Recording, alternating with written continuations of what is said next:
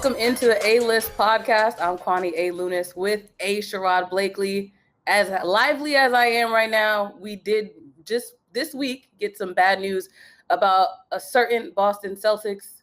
Sherrod, what's your reaction to Jalen Brown being out for the rest of the season? Bummer on every sense of the word.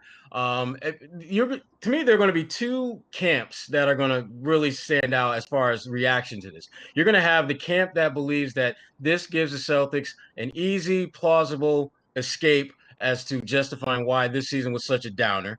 And then you're going to have another camp that is going to believe that, well, you know what, this is a blessing because now we're not going to have to go through the torture of this team getting into the playoffs and just getting smashed at full strength. Because then when that happens, then you got to ask yourself, if this is them at their best and they're getting beat 4-1 by Milwaukee or whoever it is, what are they going to do in the summer? So this buys, I think, the Celtics some time to reassess what they have to work with exactly and not necessarily be moved to make significant changes. I don't think they need to take a wrecking ball to this team, but they got to do some things differently. And whether it's adding a defensive-minded assistant coach to the mix, whether it is getting better veteran players on cheap money, because Tristan Thompson hasn't really worked out. Jeff Teague ain't even in the damn team anymore. So they need to figure out a way to do, frankly, just put better, more seasoned players around their core guys. You know, that like they could use, a veteran I don't know, guy that played in the league a few years back, a guy like, Jerry Stackhouse, for example. They could use a Jerry Stackhouse type player. Yeah. Absolutely. I agree with you. And after hearing that he's going to have surgery this week and also looking back at the season that he's had, it's been a career best for him this past season, averaging 24.7 this year a game. So it's just really frustrating to see one of their best players be out. And to your point, it does give the Celtics, I think, excuse for eventually, for whatever performance we end up seeing in the playoffs. But again, there's not too much hope, especially seeing that we already haven't had hope for them over the last few weeks. Yeah, and they haven't given us reason to have hope. I mean, it's every opportunity they've had to really make get a big win that kind of changes the narrative, if you will, for this team. They found a way to blow that. I mean, Tatum goes for 60, and they needed overtime to win that game. They legitimately had a shot at not winning that game. And it was a great comeback, and it showed just how good this team can be when they lock in. But it's also a reminder of this is who they are. Mm-hmm. They are a team that, they've been down by double digits, I think, 2 out of every 3 games they've played. And that's just not winning basketball. Mm-hmm. It's just not. And don't get me started on that Heat matchup that we saw a few days ago. And now we're looking forward to the part 2, which determines the seeding for the teams. But it's just like, how do you come back and then throw away a lead like that? Especially when people, I count them out. After giving up 79 in the first half, I thought the game was over. Yeah, well, they didn't show up at all in the first half. And you can point to anyone and everyone on that roster. You can also point to Brad, and that's another guy that, he's catching some heat. This is really the first season of, before you might have a disgruntled fan here or there, but this is like full blown. We need to talk, coach, is how fans are feeling right now. Mm-hmm. And, I'm just curious, what are your thoughts on the whole Brad Stevens blame game that a lot of people are playing now? Yeah, I feel like we've been having this conversation the entire season, and it gets tricky because at the end of the day, you can't sit here and continue to blame one person for the flaws of an entire team. On the floor, we have 5 players. We see 5 players on the floor. So you can't necessarily pinpoint one person when in reality it's supposed to be a team effort. And I think the same goes when you look at the sidelines and you see that there are multiple coaches that are on the side and they're all helping make the decisions ultimately. But at the end of the day, they're not the ones that are playing either. So it gets tricky when you look at it. I definitely think that there is work that Brad needs to do, whether it's figuring out the right matchups or figuring out a way to motivate his team. He mentioned after their last loss that for some reason they didn't seem motivated, and that the team is better when they do come out stronger. And for me as a viewer, it makes you wonder, what does he need to do to motivate his team so that they can have these consistent runs? But obviously he's mentioned that it just hasn't been working out that way. Yeah, yeah. When I look at this team now and just the way they play, clearly there is a lack of just tangible energy, multiple effort type Yeah. vibe about them. Hmm. And when you talk about the Celtics, you look at their team, and that's pretty much who they are. But there has been an exception to that rule, and his name is Aaron Nesmith. He has been a godsend to this team really the last couple of weeks. The way he has played, not just the fact that he's scoring the ball more, which is nice, but it's the intangibles that he has been Yeah. able to bring to the table that I think has really been exceptional and has really given the Celtics hope. Maybe not so much for this season in the postseason, but certainly going forward. And we're going to get an opportunity to talk to someone who is very familiar with Aaron Nesmith, someone whose name I dropped a few minutes ago by the name of Yeah. Jerry Stackhouse, his head coach at Vanderbilt. Jerry Stackhouse, coach of the Vanderbilt Commodores. How you doing, brother? How you been? I'm doing great, Sherrod, man. Good to see you. Good to hear from you, brother. You too, man. It's been a while. It's been a while. We'll reminisce a little bit later, but we're gonna jump right into what this is about. And obviously, we want to talk about one of your former players, Aaron Nesmith. And I gotta be honest, Jerry. Last couple of weeks, your boy's been balling out. What's going on? Your boy's been killing it. How does that happen? How does he go from, I mean, and you know him better than we do, but the way that he's killing the game now is with effort. We were expecting the three ball. We were expecting shot making, but it's his effort. How much of that did you see in your time with him at Vanderbilt that could give us some sense that this might be what we're in store for? Man, I mean, he has a sense of toughness about him. And I mean, I knew that eventually he was going to find his stride. He works too hard. I mean, he shoots the basketball too well. And, he has just a uncanny knack of just, making sure the ball goes in. It doesn't matter whether he's off balance a little bit or anything, even in the post, he can score from all three levels. And I think you're going to continue to see the growth of his game as he gets more comfortable and he gets more opportunity. I mean, it was tough. He was coming to a situation with established all-stars on that team. So I knew it could take him some time to really find his footing. But, you're starting to see that now, and we're super excited to see it.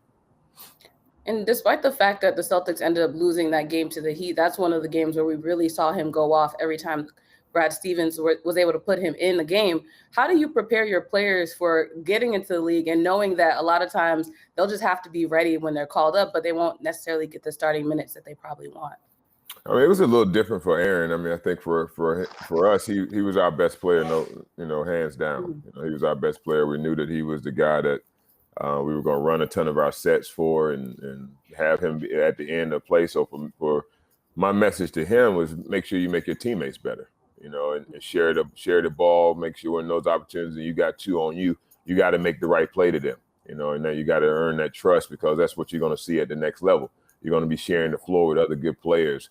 And that's how you endear yourself to, more established players when you come in and you're, making those extra passes and doing all the dirty work. And that's who he is, man. That kid is, I would hate to fight him, and that's saying a lot. I just think you got that type of toughness and that type of no quit in him. Man, folks, y'all have no idea what that means. If there's anyone that you are not trying to get that smoke from in the NBA the last 25 years, it is Jerry Stackhouse, my fellow Scorpio. You don't want that. But the one thing, Jerry, I wanted to talk to you about was, having been in the league, having been a coach at the professional ranks, you know all about the importance of getting the right combinations together and the right players on the floor at the right time. How much of a challenge is that for a young guy when you're used to, regardless of what the combinations are, you're going to be out there. And now all of a sudden, it's not there. You're playing here, you're playing there. As a coach, how challenging is it to find ways to get young guys into the mix that can help you, but they have to be in the right situation to help you? Well, I mean, I think with all things even, there's a hierarchy, right? I mean, you try to go with the more experienced, more veteran players if all things are equal. But if your younger players are coming out and they're starting to, take a step, forward, then, I kind of had that when I was at North Carolina. Coach Smith, he was always about that hierarchy and giving it to the seniors and making sure that they had an opportunity to to showcase their last season. But when it came down to the ACC tournament and the NCAA tournament, when it was win or go home, things changed a little bit. So I think, at the end of the day, it's about putting the best group out there that's going to help you win games, because we're in the business of winning games. And I think that's, ultimately that wins out. You can start out with a hierarchy, but at the end of the day, it's going to come down to who's producing. Yeah, I just remember you and she completely threw that whole hierarchy to the wind. It was just like, I know they're young, but damn, 6'11" kid from Philly is kind of playing above the rim. Young fella from NC right around the block. He jamming on folks left and right. Maybe they need to play a little bit more. A little bit more. And I think, Coach was, eventually it came around, and we got our opportunity. But it's about being patient and respecting our seniors, respecting our older guys. And I think that's the same message that we try to, give to our guys, man. Just keep working. Things can change in the game of basketball. It's not always, how it starts doesn't necessarily means how it's going to end. And I think that's the key to starting and finishing games too. It doesn't matter necessarily who started. I mean, toward the end of my career, I became more like a sixth man, but I still finished the games. So it's more about who finishes as opposed to who starts.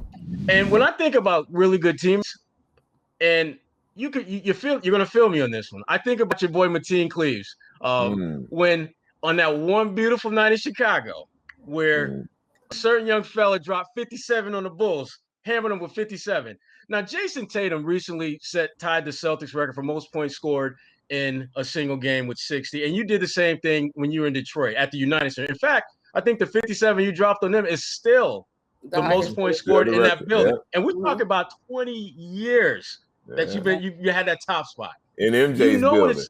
Right. In MJ's building. Exactly. Another one of your brother Tar Heels. Yep. No doubt. Now, you know what it's like to have that type of game and then the after effects of that. You got more games to play. What is that like coming back from just a historical game like that? Did they come at you a little differently, guys, defensively? I mean, did you sense anything was different about the way folks came at you after that game? No, I mean, I just think it was like, I mean, you was talking about great teammates, man. If you watched the kind of the celebration after that game, after I had 57, you would think that Mateen Cleaves, scored 57. He was on he was on my back. I seemed like I was supposed to be on his back, but I was carrying him into the locker room. But no, that's just when you got those type of guys pulling for you, man. It was a special night for me.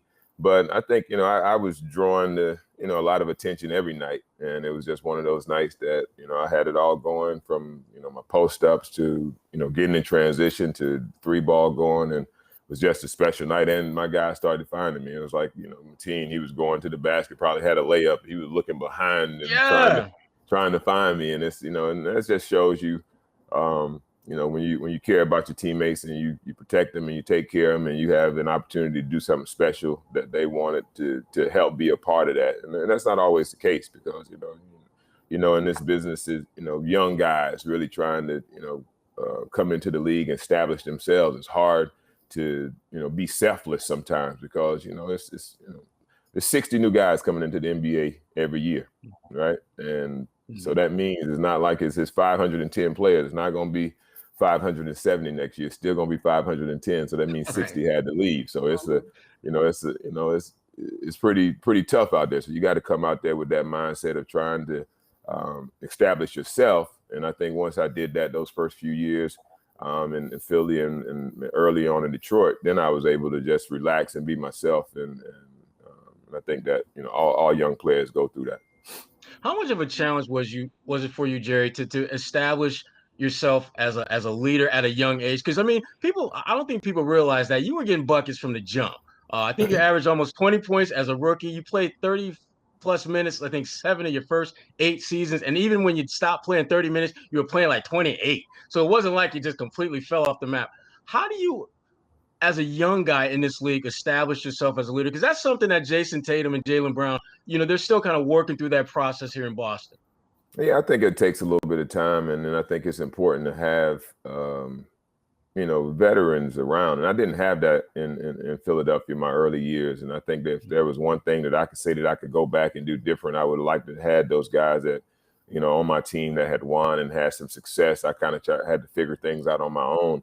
It wasn't until I really got into Detroit and I got around the, Joe Dumars and Rick Mahorns and Grant Longs and those type of guys to where I really understood what it took to actually win. Yeah, I was having good individual success, but when it came down to the end of games and us having to execute and do things, we early on, we just didn't have a frame of reference to get it done. But once you're around that and you got guys that have won, it makes that make you understand that process a little easier. And I got that in Detroit, and I was able to, as I went on to Washington and to Dallas, I was able to take those same little intangibles and share those with other young players and be kind of an extension of the coach and preaching all of the little things that were keys to winning. Ready for some games? Go ahead. What you say, Kwani? I said, ready for games? I'm always ready for games. But before we play games, I did want to point out one thing. Because we're talking about the 57-point game that he had, there were three things that I remember vividly from that game. The Mateen Cleaves looking for you when he had a layup. I remember that well. And I remember Ron Artest, a.k.a. Metta World Peace.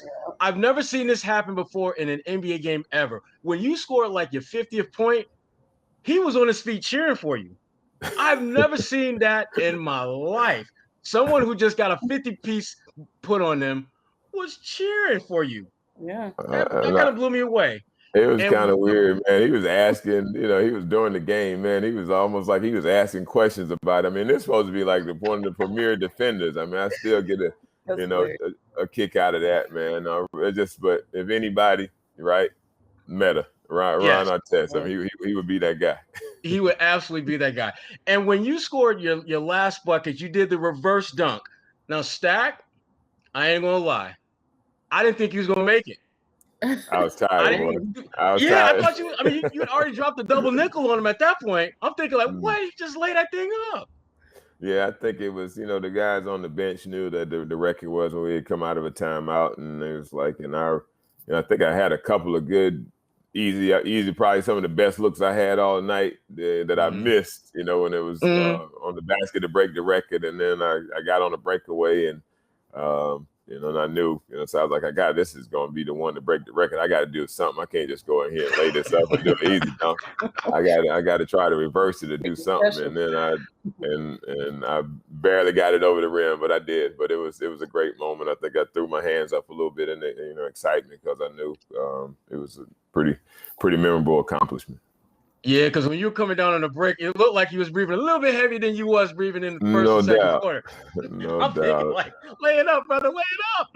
Man, that's why people think it's easy, man. It's not easy when you see these guys do it and you take it for granted, man. Just guys that can go out and it's not even easy getting up 20 shots in the NBA game. Right. More or less scoring, 50 or 60 points, but it takes not everybody on a team can even go out there and can get 20 shots up, to have the talent to be able to put yourself in the position to get 40 points.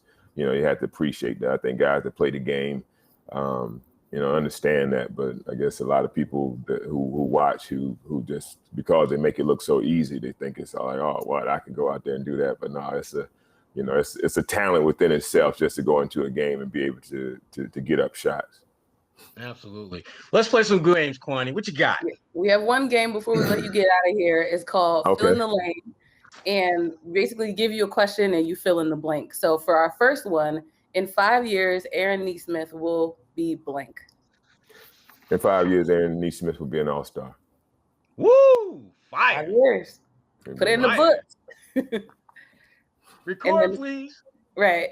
And the second one, if you weren't coaching at Vanderbilt, what would you be doing? I'd probably be coaching in the NBA or coaching high school. I'll be somewhere close to the game or probably trying to find me a 10-day somewhere. I'm going to be close to the game of basketball. Okay, so if you couldn't coach, let's take coaching out because I feel like that was kind of cute. I don't know. I mean, I got so many different interests, but I mean, I probably, if if I had my dream, I would probably be some type of entertainer. I would be like an R&B artist or Christian, a gospel artist of some sort. That's probably what I'd be trying to do. Now Stack is being low key, but Stack used to be humming a couple tunes in the locker room back in the day. I kept a little something. See that? No, I know you're gonna put me on the spot. I got plenty of stuff on YouTube. Okay. Yes, we're gonna go look for it. We're gonna leave that alone. We're gonna leave it alone. But no, the thing that I've always appreciated about Stack is just that he's a competitor. I mean, this brother came ready to compete every day. And when I look around the league now, it's not the same. I mean, guys want to win, but do they really want to win, or do they just not want to lose? It's a little different, man. It's a little different. Kids are different now. I mean, they really get along, and what I'm saying, they grow up, and doing all the camps and everything, and they form like friendships and whatnot. I used to get mad at Mateen, and I'm like, man, we don't do no whole lot of hobnobbing before the game with these guys. You want to go out with them after the game? So he was like, man, it was funny. He was telling Michael Curry, I think a year or so later, like, man, Stack had us mad at everybody. But nah, it's just we got to protect that little competitive edge, man, and that's what I was about. Just wanting to compete, not a whole lot of trash talking. I never was big on all of that. I mean, I felt like if you had a whole lot to say to me, then we can handle that some other way. Let's just play basketball and see how that ends up. Yeah, and more times than not, when that point was made, it was like, all right, let's just play basketball. Let's just hoop. We don't want that smoke. Let's just play basketball. No doubt. Jerry Stackhouse, head coach of the Vanderbilt Commodores. Thank you so much for your time, brother. This was great. I told Eric, I was going to make this happen. I was going to stay with him that time. Yeah. You got big meetings down the road. No doubt, man. Great kid, great family, man. I just had to say it, man. I think that a lot of who Aaron is because of his parents, man. He had older parents. His dad made him do a lot of things. My dad, I mean, it was almost deja vu hearing some of the things, cutting trees and doing landscaping work and all those little odd jobs he did as a kid. Those things made us, realize that we don't want to do this the rest of our life. We better get this jumper right. And I think he took that to heart, and that's why he's who he is. But special kid, sweet kid, but tough competitor.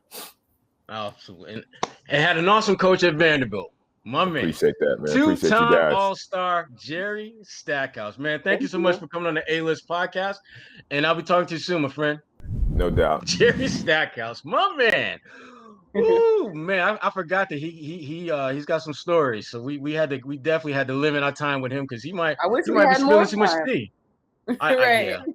He's just a really interesting guy, and I'm glad Aaron Nesmith is here. Great insight on Nesmith, particularly some of the things that he's done in the shot. What are some of the things jumped out of you about what Jerry had to say about Aaron? I mean, in 5 years, he's going to be an NBA All-Star, and like I mentioned in the last few games, we've seen him, the burst that we've been able to see him on the floor. I can definitely see that happening as long as he's able to get more playing time and really establish himself in the league. What about you? I think that's going to happen. I think the fact that he plays hard every game is going to get him on the floor more. And again, for him, I think it's just about opportunity and confidence. And he's getting the opportunity now. And I think we're seeing his confidence grow because of that.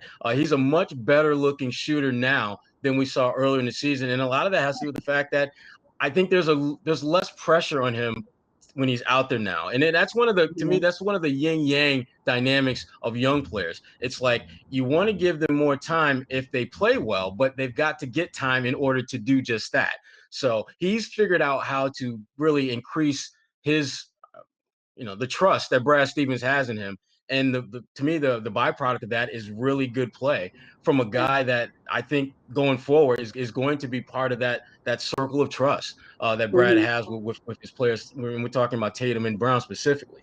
So enjoyed our time with my good friend Jerry Stackhouse, fellow Scorpio. Didn't we? And there's so much stuff we didn't talk about. We didn't talk about the 10-cent wings that he introduced me to down in Durham. I didn't even get a chance to thank you for that. He did. That was my guy. He's a good dude. Man. He's a really good. What did he do? He introduced you to something? There's some 10-cent wings at a spot down in North Carolina. Oh, nice. Look, man, I'm all about the food thing, as you know, had and me and at and, food, you know. and I don't have to tell you that because y'all When don't we know how start much doing Kwani loves when food. we start doing the podcast in person, we got to start doing that at restaurants. You know what? We're gonna talk about that offline because I got an idea. I got an Okay, idea, I'm here and for I it. think it's gonna work. It's Okay. gonna it's gonna be food for thought and food for our bellies. Put it that way. Ooh, I like That's what I'm that. talking about. Speaking of sharing, Kwani, what you got coming up that you're gonna be sharing with the peoples? Yeah, so on NBC10Boston.com/10 questions, you can check out my first API Heritage Month interview with Tram Nguyen. She is a representative. See, there we go. Stop Asian hate. I love it. And she's a representative here out of Massachusetts, actually the first Vietnamese American woman to be elected into office in Massachusetts. So that was a really interesting conversation. Next up, we have a good friend of the A-List podcast, Abby Chin. She'll be talking to us about her career, her life as well. So stay tuned for that one as well. But the rest of the month is dedicated to AAPI Heritage Month. So definitely tap into that. What about you, Sherrod? Nice. I'll be weekend wrapping up some just what the Celtics are doing for Boston Sports Journal.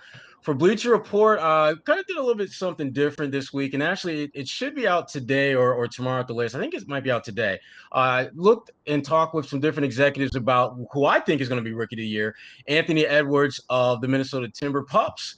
And for those who are not quite familiar with him, he's the guy that had the Dunk of the Year. You really Where said he Timber Pups, though. Pups. they're because they're pups. They're not wolves. I know, but They're it's hilarious. They've been the Timber Pups for way too long. They need I've to been grow. calling that for years. Oh, Basically, ever since Kevin Garnett left, they became the Timber Pups, and they've never quite grown up since then. Yeah. So I've got that coming for Bleacher Report, and I mentioned what I have for Boston Sports Journal, and obviously, you know, this content here with Jerry Stackhouse, which was really good. I like you, Kwani. I kind of wish we had a little more time with him. We need an encore. But we may just have him back at some point down the road. Before Nesmith is an all-star. It will not be within 5 years. It will be before that. We'll have him back before that for sure. But yeah, so that's what we got coming. And this was a good one, Kwani. It was a great I feel good about this podcast. Yeah, I mean, this brings Celtics fans a lot more to look forward to than the season itself. So hopefully we've been keeping people entertained. Absolutely. And Stackhouse is a truth teller now. That he doesn't, as most people who ever play with him know, he is not one to just give you compliments just because he like you. I mean, he'll smash on teammates in a minute if they deserve it. He's about that straight no chaser truth. So I'm confident in Nesmith. If he's confident in Nesmith, he's gonna be an all-star. So bright future ahead for the young kid. Absolutely. Another great podcast in the books for Kwani Lunis, Kwani A. Lunis, Sherrod Blakely, the A-List podcast, and we are out.